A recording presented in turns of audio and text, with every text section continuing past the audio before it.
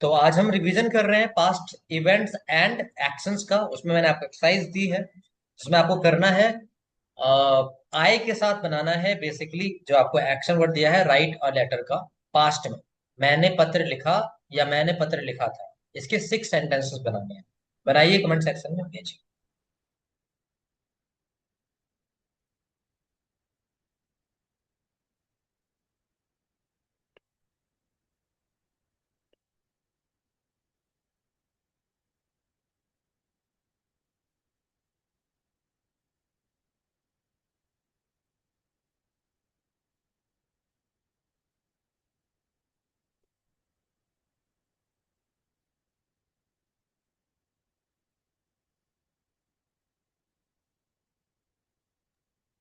जिन्होंने कर लिया है, सावित्री जी ने कर लिया है, तो अब वो वी के साथ बनाएंगे। आई के साथ हो गया, वी के साथ। अब इसे थी आई के साथ हो गया, तो ही के साथ है आपने आई के साथ।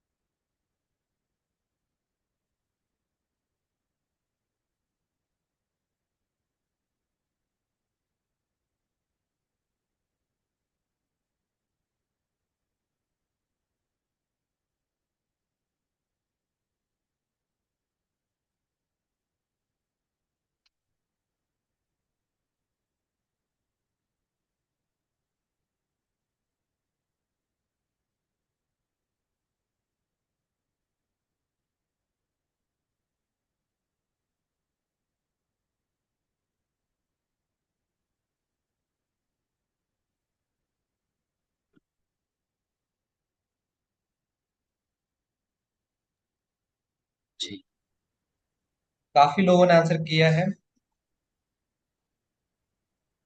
मैं देख पा रहा हूँ आप लोगों के जिनके आंसर सही है, मैं नाम भूल रहा हूँ। दीपा जी का आंसर सही है, बट दीपा जी ने थोड़ा डिलीट के बाद थोड़ा टाइपिंग मिस्टेक हो गया उनसे, पास में लग गया, स्पेस नहीं दिया। और अनामिका जी का आंसर भी सही है, लेकिन उन्होंने फुल स्टॉप और क्वेश्चन मार्क वगैरह का यूज नहीं किया, जिसे पंचुएशन मार्क्स बोलते हैं। ठीक है, राइटिंग में वो भी यूज करते हैं। अतुल जी का भी सही आंसर है। और निहारिका जी का सही है, लेकिन उन्होंने फिर फुल स्टॉप वगैरह यूज नहीं किया है। ठीक है, तो क्वेश्चन मार्क वाले में किया है लेकिन फुल स्टॉप नहीं किया है। करिश्मा जी का आंसर सही है, लेकिन इन्होंने भी फुल स्टॉप का यूज नहीं किया है। और सुरजीत जी का सही है, प्रॉपर सही है, कोई दिक्कत नहीं, हर चीज। और अभिषेक सर का भी सही है, बट इन्होंने क्वेश्चन वाले में क्वेश्चन मार्क का यूज नहीं किया है, जेटेड वाले और वाई वाले में। और कमला जी का सही है, पूरी तरह से कोई दिक्कत नहीं। और कीर्ति जी का भी सही है, कोई दिक्कत नहीं है। समर्थ काम्बरी जी का भी सही है। तो नंदिनी जी का भी सही है। करिश्मा जी ने दोबारा जो लिखा था उसमें भी फुल स्टॉप नहीं लगाया है। संगम जी का भी सही है, बट संगम जी ने क्वेश्चन मार्क नहीं लगाया है। हर्षवर्धन जी का सही है, बट हर्षवर्धन ने 6 नहीं बनाए हैं, 4 बनाए हैं। वाई वाला नहीं बनाया, why did I right a news paper या राइट अ लेटर वाला था। ठीक है, तो वाई और वाई डिड आई बात बनाया है। अच्छा, यूज टू में किया है अनन्या जी ने। यूज टू में हालांकि बोला नहीं था, लेकिन चलिए फिर ठीक है। लेकिन यूज टू में किया है, तो नेक्स्ट क्वेश्चन उन्होंने आई रोट अ लेटर कर दिया। अच्छा जी, मतलब बड़ा कंफ्यूजिंग वे में किया है आपने। यूज्ड अनन्या भट्ट जी, मैंने पहला यूज टू में तो बोला नहीं था। I wrote a letter, I did not write a letter ऐसे करेंगे। चलिए कोई बात नहीं, आगे बात करेंगे इस पर। अ, अतुल जी का ही के साथ सही है, विष्णु जी का ठीक है। पता नहीं विष्णु जी ने थोड़ा देर डॉक्टर किया होगा अभी। तो चलिए अभी देखते हैं। बढ़िया है, अच्छा है। चलिए अब तैयार हो जाइए आप लोग, सर नोट्स के साथ बैठिए, है ना। हम करते हैं इसमें बात। तो हमने बात की थी पास्ट इवेंट्स एंड एक्शंस की, तो हम इसमें जानते हैं कि जब पास्ट इवेंट्स एंड एक्शन की बात होती है, यानी कि सिंपल प्रेजेंट भी बोलते हैं या फिर पास्ट इंडेफिनिट टेंस, प्रेजेंट नहीं सिंपल पास्ट भी बोलते हैं, सिंपल पास्ट भी बोलते हैं और पास्ट इंडेफिनिट टेंस भी बोलते हैं। ठीक है। तो इसमें हमने बात की थी कोई काम जो पास्ट में हुआ था एक डेफिनेट टाइम पर, उसकी तो बात होती है, जनरल वे में पढ़ाया जाता है, ये मैंने भी पढ़ाया है इसका टॉपिक। पर मैंने एक अलग से कॉन्सेप्ट पढ़ाया था यूज टू का, है ना। तो एक कॉन्सेप्ट तो सिंपल सा है, अभी विष्णु जी का जो डाउट था वो भी क्लियर होगा यहाँ पे। जब मैं बोलता हूँ कि मैं, इसको लिखिएगा प्लीज, है ना, एक्टिव होकर। मैं अ, बाजार जाया करता था, जब मैं ये बोलता हूँ मैं बाजार जाया करता था, तो यहाँ पर, या फिर मैं बोलता हूँ मैं बाजार जाता था, दोनों ही सेंटेंस, मैं बाजार जाया करता था या फिर मैं बाजार जाता था, विष्णु जी खासकर आप जरूर लिखेंगे। ठीक है। मैं बाजार जाया करता था, या दूसरा वाक्य हिंदी में दो तरह से बन रहे हैं, या मैं बाजार जाता था, मैं बाजार जाया करता था या मैं बाजार जाता था। अगर ये जब बात होगी तो वहां पर हम यूज्ड टू का उपयोग करेंगे। तो इसकी इंग्लिश होगी I used to go to market.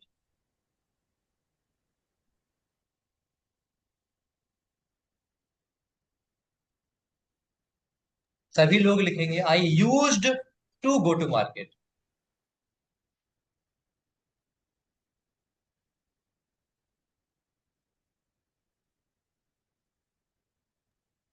मैं बाजार जाया करता था या मैं बाजार जाता था, I use to go to market. ठीक है, दोनों तरह से प्रश्न किए जा सकते हैं। यहाँ पर यूज टू क्यों लगाया समझा देना चाहता हूं।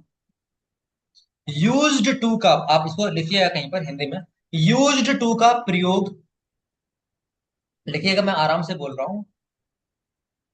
यूज्ड टू का प्रयोग पास्ट में रिपीटेड वर्क या हैबिट को दर्शाने के लिए किया जाता है। यूज्ड टू का प्रयोग पास्ट में रिपीटेड वर्क या हैबिट को दर्शाने के लिए किया जाता है।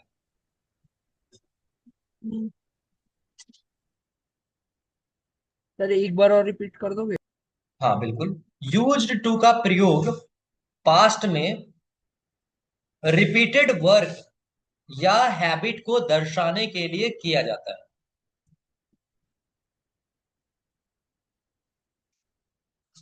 रिपीटेड वर्क या हैबिट को दर्शाने के लिए किया जाता है। ठीक है।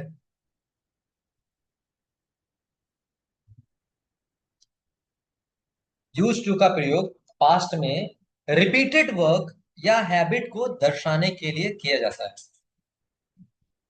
सामान्यतः, इसको लिखेंगे सामान्यतः, को जनरली भी लिख सकते हैं, सामान्यतः या जनरली। आई होप इतनी हिंदी आती होगी आपको। सामान्यतः, या जनरली लिख लीजिए, सामान्यतः ना लिख पाए तो। सामान्यतः इसे हिंदी में,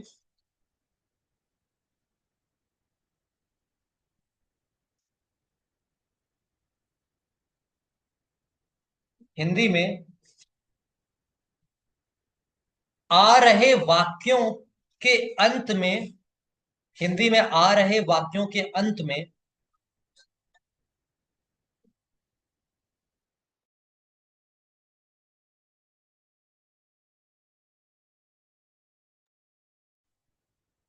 हिंदी में आ रहे वाक्यों के अंत में ता था, ती थी, ते थे,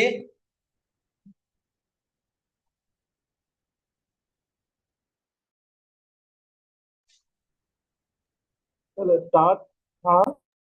ता था, ती थी, ते थे,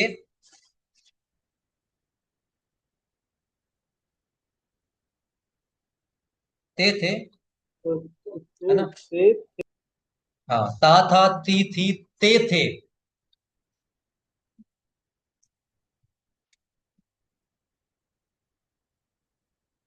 अंत में ता था थी ते थे के रूप में पहचाना जा सकता है। के रूप में पहचाना जा सकता है। के रूप में पहचाना जा सकता है। मुझे पता है कि आप में से अभी काफी लोग ऐसे हैं जो इसको लिख नहीं रहे होंगे, है ना, क्योंकि आप में से काफी लोगों को लगता होगा कि मुझे आता है ना। लेकिन जब क्वेश्चन किया जाता है तो आप भूल जाते हैं। Sorry, I was late. सामान्यतः के आगे क्या है मीन्स? आप एक बार रिपीट कर सकते हो प्लीज? अब ये तो मुझे भी नहीं पता। आप अतुल जी रिपीट कीजिएगा, लिखा है आपने? हाँ सर। सामान्यतः इसे नहीं नहीं, हिंदी के रूप उसके में। उसके आगे का लाइन चाहिए मीन्स। वो सामान्यतः से लिखा है मैंने। अच्छा, आगे का नहीं उससे होता, वो पहले का। पीछे का होता है। अब पीछे हाँ का, हाँ, sorry, पीछे का। पीछे का। यूज्ड टू का प्रयोग। हाँ। यूज टू का प्रयोग पास्ट में हम्म। रिपीटेड वर्क या हैबिट को दर्शाने के लिए किया जाता है। ठीक और उसके है। बाद यही था कि सामान्यता से हिंदी में आ रहे वर्क को क्या। थैंक यू, धन्यवाद। ठीक है, अब लिख लिया। अब देखिए, अच्छा। हाँ, कुछ बोल रहे हैं? ठीक है, अब आपने लिख लिया है, अब डाउट नहीं होना चाहिए। स्पष्टता एक छोटी सी ट्रिक वाली बात आप समझ लीजिए। छोड़िए बहुत लंबी लंबी बातें, किया करता था, जाया करता था, पिया करता था। आप केवल इतना याद रखिए, ता था ती थी ते थे आएगा, वहां पर आप यूज्ड टू का यूज करेंगे, यूज्ड टू, और उसके बाद अपना आराम से फर्स्ट फॉर्म यूज होती है ऑफ कोर्स। तो ये आप यूज टू का उपयोग कब करेंगे? जब अंत में ता था ती थी ते थे आएगा। ये कॉन्सेप्ट क्लियर हुआ आपको? इसको आपने लिख भी लिया है। अब दूसरा एग्जाम्पल लिखेंगे और इसके नीचे हम नोट लगवाएंगे। तो दूसरा एग्जाम्पल डालिएगा। मैं बाजार गया, या, दोनों लिखिएगा। मैं बाजार गया, या मैं बाजार गया था। ठीक है, मैं बाजार गया, या मैं बाजार गया था। मैं बाजार गया, या मैं बाजार गया था।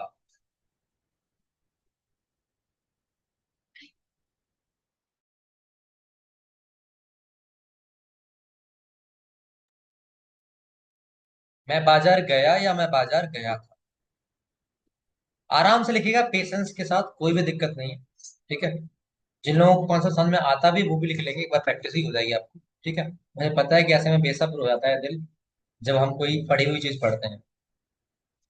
मैं बाजार गया था, गया या मैं बाजार गया था। इसकी इंग्लिश बनाएंगे, आई वेंट टू मार्केट। आराम से लिखेंगे, कोई गलती नहीं, कहीं पर कुछ है तो पूछेंगे। I went to market. I went to market. ठीक है, और नीचे इसमें लिखेंगे, इसमें ही नोट लिखेंगे हम। इसको पहले लिख लीजिए, आई वेंट टू मार्केट। अब लिखेंगे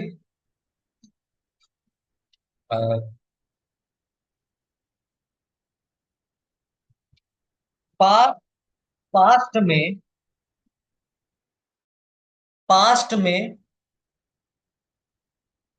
जनरल, जनरल वे में, जनरल वे में, पास्ट में जनरल वे में या सामान्य तरीके में, ऐसे करना है, जनरल वे में लिख लीजिए। पास्ट में जनरल वे में या सामान्य रूप से भी कह सकते हैं। जनरल वे में या सामान्य रूप से भी लिख सकते हैं, जो भी आपको पसंद हो। जनरल वे में या सामान्य रूप से, सामान्य रूप से जब कोई घटना, जब कोई घटना एक बार घटी हुई होती है। पास्ट में जनरल वे में जब कोई घटना एक बार घटी हुई होती है, एक बार घटी हुई होती है, तो वहां पर पास्ट में जनरल वे में जब कोई घटना एक बार घटी हुई होती है तो वहां पर वर्ब की सेकंड फॉर्म यानी वी टू लिख लीजिए, वहां पर V two verb second, V two verb second या वर्ब की सेकंड फॉर्म का प्रयोग करते हैं, का प्रयोग करते हैं। पास्ट में जब कोई घटना एक बार घटी होती है, जनरली जनरल वे में कोई घटना एक बार में घटी होती है तो वहां पर वर्ब की सेकंड फॉर्म यानी वी टू, वी टू तो समझते हैं ना कि समझाना पड़ेगा, वी टू आता है ना सबको, वी टू मतलब वर्ब टू आता है या नहीं आता है?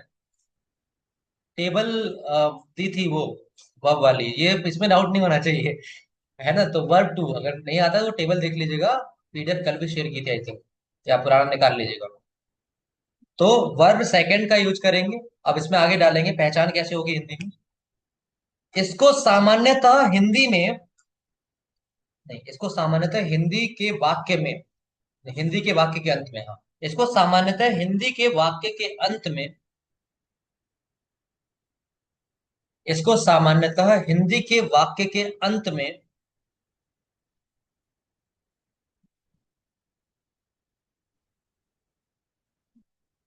अंत में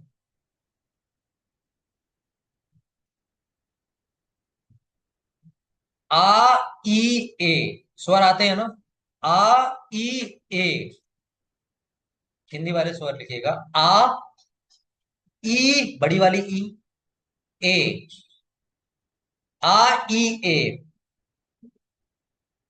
ठीक है, आ ई ए, या आ था, सर बड़े वाला ए। हाँ बड़ा वाला आ, आ ई सर ए, ए हाँ, ए ए ए से क्या होता है? ए से ए, ए या ए। एडी, ए से एडी वाला, आ ई ए। अगर समझ में नहीं आ रहा तो उसको ब्रैकेट में डाल सकते हैं, या ये ये, मैंने या ये इसलिए नहीं लिखवाया है क्योंकि उसके पीछे कारण है। जैसे मैंने ताजमहल देखा तो वहां पर आ रहा है ना, इसलिए मैं कंफ्यूजन कहीं पर न रहे इसलिए ट्रिक लिखवा रहा हूँ। आ ई ए, या करके डालिएगा, आ था, ई थे, नहीं, आ था, ई थी, ए थे,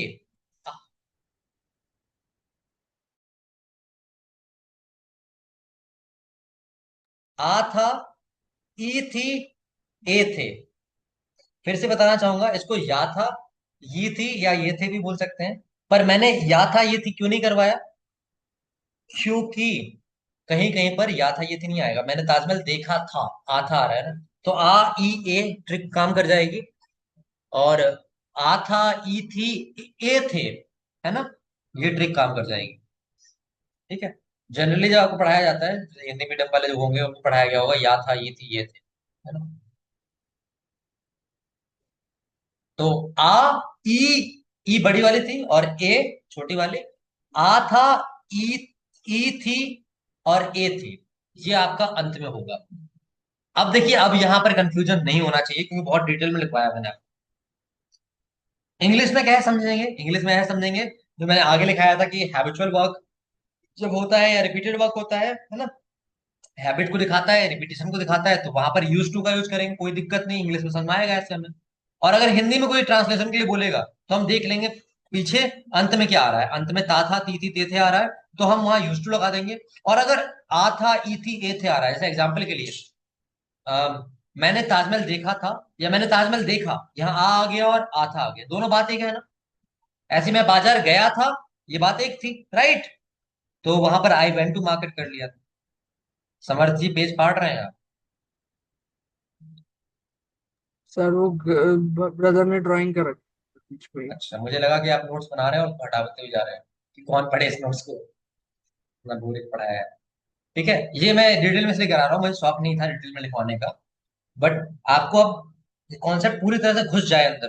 ठीक है, आप उसके बाद बहाना ना रहे कि सर अब डाउट हो रहा है मुझे, मैं बोलूंगा सीधा नोट्स देखो भाई अपने, इतने डिटेल में लिखवाया। तो देखिए, अब बताइए, विष्णु जगताप जी आप सामने आइए पहले, आप बताइए, विष्णु जगताप यस जी। सर। Yes sir. हाँ बताइए। अभी आपको ये समझ में आया कि यूज टू कहाँ पे आ रहा है? बताइए कहाँ पर आएगा यूज सर यूज टू आएगा सर, जब था थी थे, जब ये शब्द आएंगे तब, और जो रिपीटेड रहेंगे मतलब टू? पास्ट में हाँ रिपीटेड हुए तो ठीक सर है। यूज टू आएगा सर। और जनरल वे में वर्ब सेकंड का यूज कहाँ पे करेंगे? वर्ब सेकंड का सर यूज ना, हम्म, जनरल में कोई कोई घटना एक बार घटती है पास्ट में, तब वी टू का यूज करते बहुत बढ़िया। ठीक है। लेकिन अभी आपकी तकलीफ पूरी खत्म नहीं हुई है, अभी तो शुरुआत हुई है, ये तो बस पिक्चर शुरू हुई है। अब आपका नेगेटिव में भी आपको बहुत दिक्कत होने वाली है। चलिए बढ़ते हैं आगे। डेफिनेशन वगैरह तो हमें क्लियर ही है, क्या ही डेफिनेशन बताना, कॉन्सेप्ट पता होना चाहिए, है ना? तो हमने ये सेकंड फॉर्म तो समझ लिया था। अब हम समझते हैं कि ये अफर्मेटिव का स्ट्रक्चर रहता है, सब्जेक्ट के बाद सेकंड फॉर्म आता है। तो यूज टू में भी अब देखेंगे यूज्ड जो है ना सेकंड फॉर्म, यूज्ड क्या है सेकंड फॉर्म में, ये बात याद रखेंगे। वैसे ही जनरल वे में जो हमने वर्ब लिखा था वो भी सेकंड फॉर्म है। तो हमेशा यूज तो सेकंड फॉर्म ही हो रहा है। अब जैसे ही नेगेटिव में आते हैं, नेगेटिव में आते ही क्या होता है, यहां तो सेकंड फॉर्म था, कोई दिक्कत नहीं थी। स्ट्रक्चर में सब्जेक्ट प्लस वी टू था, कोई भी दिक्कत नहीं है हमें, बिल्कुल। हम एग्जांपल ले लिया हमने, मैंने पत्र लिखा था, आई रोट अ लेटर। उसने रूम साफ किया था, she clean the room. But अब दिक्कत आगे आ जाती है जब आपको समझ में नहीं आता कि डिड चीज क्या होती है। दिक्कत आगे आती है जब आपको समझ में नहीं आता कि डिड क्या होता है भाई। डिड है इसकी हेल्पिंग वर्ब, है ना? अब एक एक सिंपल सी बात समझाऊं, अगर थोड़ा सा आप समझने की कोशिश करें। एक थोड़ा सा एक कॉन्सेप्ट है, अगर इसको समझ गए तो बहुत अच्छी बात होगी। I wrote a letter, I wrote a letter में एक्चुअली में यहाँ पर हेल्पिंग वर्ब छुपी हुई है। अब मैं पता कैसे करूंगा? थोड़ा कॉन्सेप्ट समझिएगा, थोड़ा सुनिएगा मुझे। मैं जैसे बोलता हूँ कि किसी ने पूछा did you write a letter, तो वो या तो मुझे ऐसे आंसर कर सकता है, इसको आप लिख सकते हैं। क्वेश्चन किसी ने किया did you write a letter, person A के आगे लिखेंगे did you write a letter. Person A ने कहा did you write a letter, तो पर्सन बी आंसर कैसे कर सकता है? दो तरीके हैं, ठीक है। पर्सन ए ने पूछा did you write a letter, क्या तुमने एक पत्र लिखा था? तो पर्सन बी कैसे आंसर करेगा? दो तरीके हैं, मैं बताना चाहूंगा दोनों तरीके। पहला तो नॉर्मल तरीका जिसको आप समझते हैं, yes I wrote a letter, पहला तरीका लिख लेंगे नंबर वन डाल के इसमें। पर्सन बी का पहला answer number one, yes I wrote a letter, है ना? पर्सन ए ने पूछा, फिर से रिपीट कर रहा हूं नहीं लिख पाया हो तो, पर्सन ए के आगे लिखेंगे did you write a letter. Person B ने आंसर किया यस, पहला तरीका yes I wrote a letter. Person A ने पूछा did you write a letter, person B ने पहला आंसर किया yes I wrote a letter. ठीक। अब पर्सन बी का ही बोल रहा हूं, ये दूसरी तरह से भी आंसर कर सकता है, दूसरी तरह से शॉर्ट में आंसर कर सकता है। सावित्री जी बताएंगे शॉर्ट में आंसर कैसे कर सकता है पर्सन बी?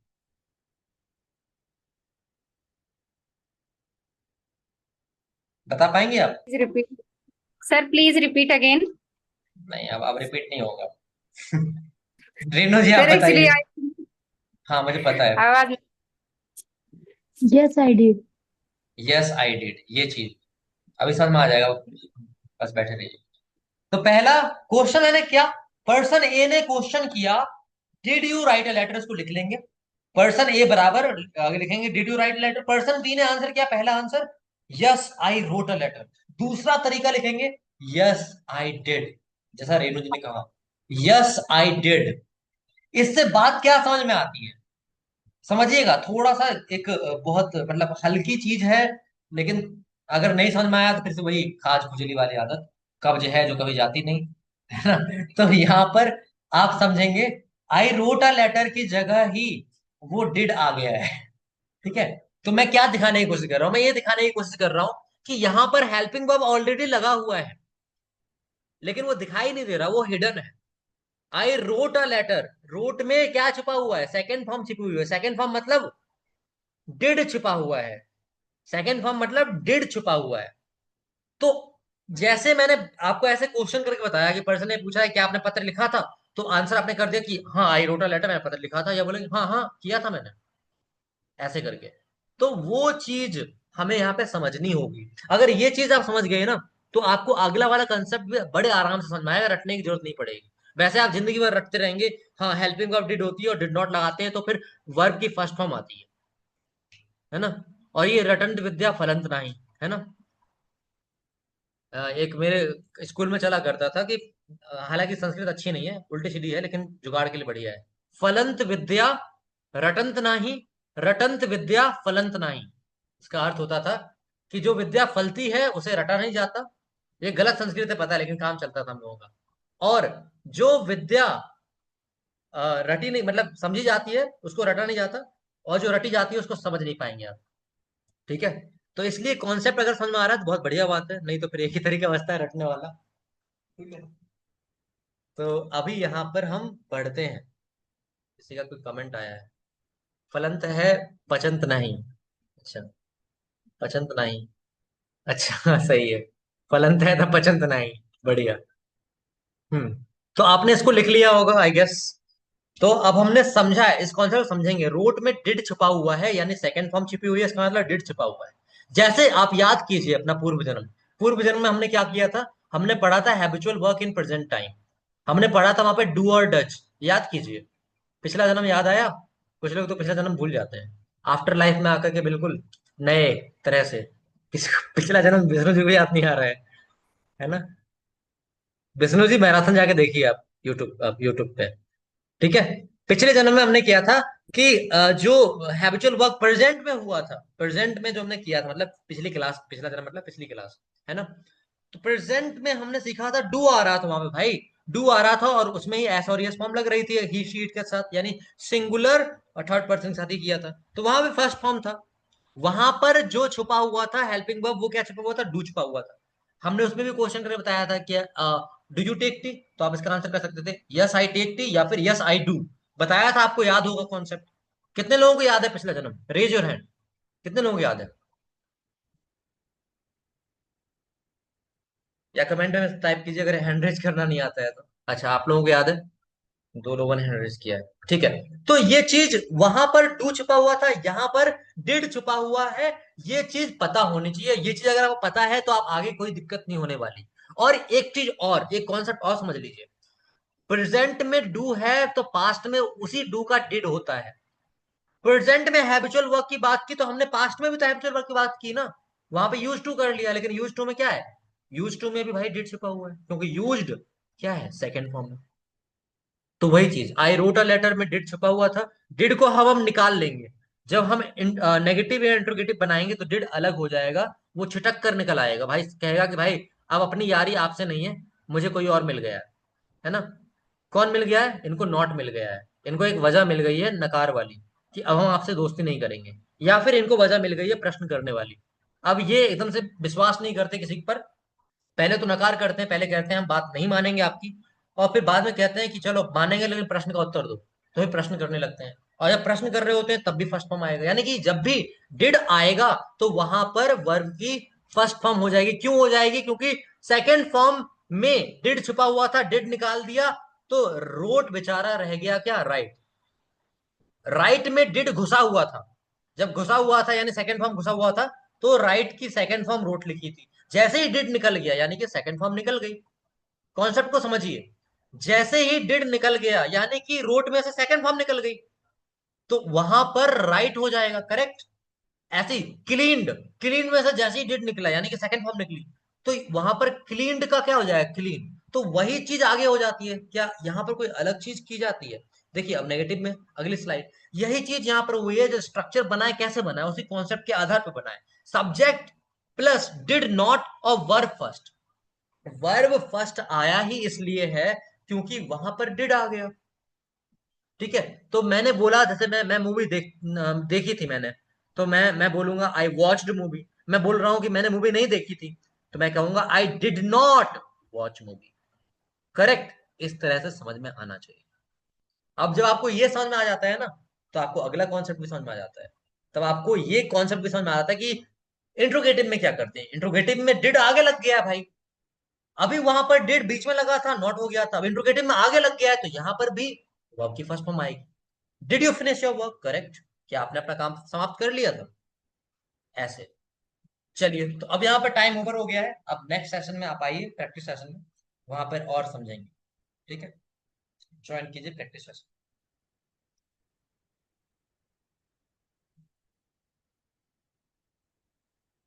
तो उसको मैं यहाँ पे स्टॉप करता हूँ।